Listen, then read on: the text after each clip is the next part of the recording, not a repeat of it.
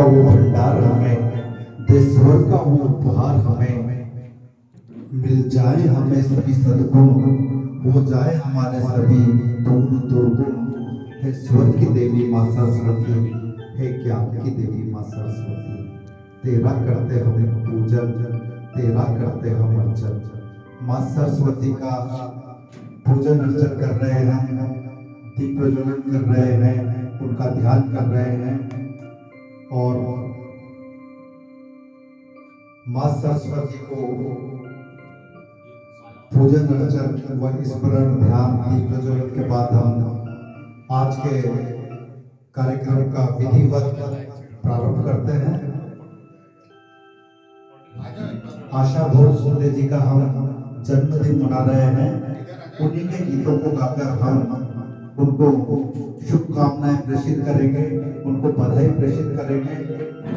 उनके कुछ सदाबहार और कुछ भूले बिसरे गीतों को हम इस कार्यक्रम में गुनगुनाएंगे। आशा जी वो नाम जो किसी परिचय का मोहताज नहीं, राष्ट्रीय और अंतरराष्ट्रीय स्तर तक आपने ख्याति अर्जित की है। पूरी दुनिया इनकी गायकी का लोहा मानती है। स्वर मलिका, स्वर साम्राज्ञी जैसे नामों से इनके प्रशंसक इन्हें संबोधित करते हैं। छोटे मोटे पुरस्कारों के अतिरिक्त भी आशा जी ने अनेकों महत्वपूर्ण पुरस्कारों को प्राप्त किया है। भारत के दूसरे नंबर के सर्वोच्च सम्मान पद्म विभूषण से आप सम्मानित हुई हैं। पद्म विभूषण फिल्म इंडस्ट्री में केवल लता जी को ही मिला है। पद्म विभूषण लता जी को, आशा जी को, यशोदास को ही मिला है। इन तीन के अलावा फिल्म इंडस्ट्री में पद्म विभूषण किसी को नहीं मिला है। पद्म विभूषण भारत का दूसरा सबसे बड़ा पुरस्कार है और सर्वोच्च पुरस्कार फिल्म इंडस्ट्री में केवल लता जी को ही मिला है, वो है भारत रत्न। हमारी शुभकामनाएं आशा जी को कि वो भी उनके जीवित रहते हुए भारत रत्न से सम्मानित हों। और वास्तव में आशा जी भारत रत्न का सम्मान पाने के लिए हकदार हैं। भारत रत्न ही है ये स्वर साम्राज्ञी। तो हम इनका जन्मदिन मनाते हैं। इन्हीं के मधुर और सदाबहार और कुछ भूले बिसरे गीतों को गाकर, गुनगुनाकर अनेकों गीत आशा जी ने गाए हैं। उनमें से कुछ जो सुपरहिट गीत हैं उनमें ये क्या जगह है दोस्तों, ये कौन सा दयार है, दिल चीज क्या है आप मेरी जान लीजिए। ऐसे गंभीर गानों को भी इन्होंने अपनी आवाज दी है और हल्के फुल्के मुजाहिया गानों को तो इन्होंने अपनी आवाज से सजाया ही है। जैसे ये लड़का है अल्लाह कैसा है दीवाना, जैसे झूमते हुए मस्ती भरे गीत इन्होंने अनेकों गाए हैं। इसी तरीके से युगल गीतों में चाहे रफी हो, चाहे किशोर हो, चाहे मुकेश हो, हर पुरुष कलाकार के साथ इन्होंने अपनी आवाज दी है। और संगीत के क्षेत्र में इन्होंने वैसे तो हर संगीतकार की हर तरह की धुन को, चाहे वो शास्त्रीय संगीत हो, चाहे वो गजल हो, चाहे वो कव्वाली हो, चाहे प्रार्थना हो, चाहे केबरे से संबंधित गीत हो या डिस्को से संबंधित गीत हो, हर तरह के गीत को इन्होंने अपनी आवाज दी है। सभी संगीतकारों की धुनों को इन्होंने अपनी आवाज से सजाया है। लेकिन जिन संगीतकारों ने प्रमुखता से आशा जी से ही गवाया है उनमें है ओपी नैयर और आर डी बर्मन। बाद में तो आर डी बर्मन से आशा जी ने शादी भी कर ली थी।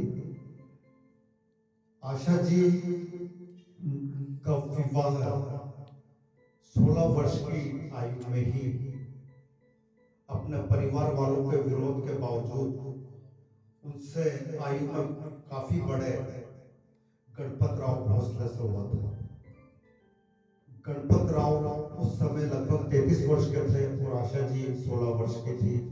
उन्होंने अपने घर वालों से बगावत करते हुए गणपत राव भोसले से विवाह किया और उसके बाद घर वालों ने आशा जी से संबंध विच्छेद कर दिए।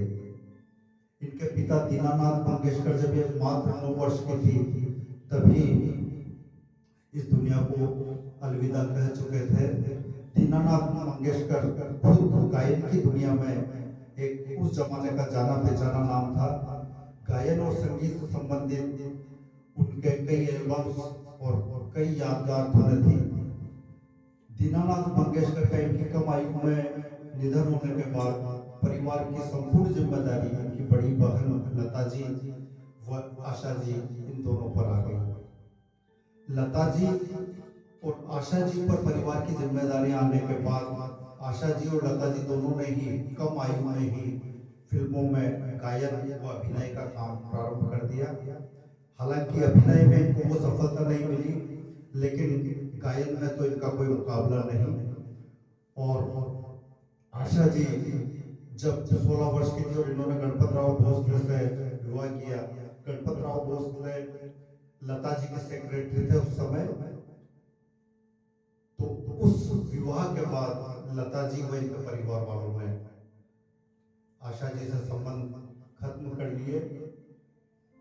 आशा जी के जीवन में अनेक दुखद घटनाएं हुई है, जिनमें उनका गणपत राव भोसले से संबंध विच्छेद, फिर उसके बाद इनकी एक बेटी द्वारा वर्षा भोसले द्वारा आत्महत्या करना और एक बेटे द्वारा का कैंसर के बाद मृत्यु हो जाना। ऐसी दुखद घटनाएं आशा जी के जीवन से जुड़ी हुई हैं। अभी वर्तमान में इनका एक बेटा है, उसके साथ ये रह रही है। आशा जी के जीवन के इन दुखद पहलुओं के बावजूद भी उन्होंने जिंदगी को पूरी जिंदादिली से जिया। उनका कहना था कि यदि हम दुखों को गले से लगाकर वही रुक जाएंगे तो जीवन रुक जाएगा।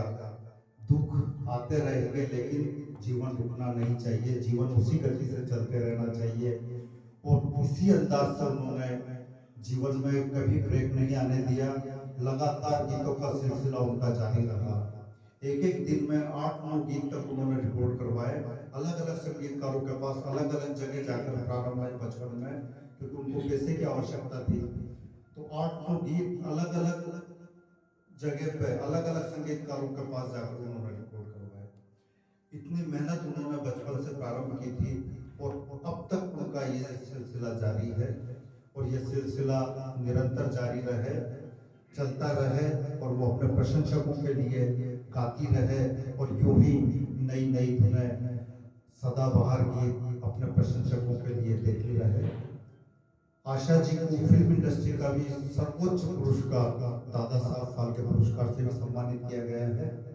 साथ ही राष्ट्रीय फिल्म पुरस्कार से भी आशा जी को सम्मानित किया गया है और इसके अलावा अनेकों छोटे मोटे पुरस्कारों से भी आशा जी को सम्मानित किया गया है। देश और दुनिया की अनेकों भाषाओं में इन्होंने गीतों को आवाज दी है। हिंदी तो प्रमुख है ही सही, बाकी तमिल, गुजराती, बंगाली, उर्दू, रशियन, इंग्लिश, इन सभी भाषाओं के गीतों को इन्होंने अपनी आवाज प्रमुखता से दी है और इनके गीत पूरी दुनिया में पसंद किए जाते हैं। हजारों गीत ये गा चुकी है और अभी भी सिलसिला जारी है। 91 वर्ष की लता जी पूर्ण हो चुकी हैं। 8 सितंबर 1933 को इनका जन्म हुआ था। आज ये 91 वर्ष की पूरी हो चुकी हैं। हम इनका 92वां जन्म दिवस मना रहे हैं। हमारी शुभकामनाएं हैं आशा जी शतायु हों, गीत गाती रहे, प्रशंसकों को नई नई मधुर धुनें देती रहे, प्रशंसक इनके गीतों को सुनते रहे, गुनगुनाते रहे, गाते रहे, झूमते रहे, नाचते रहे।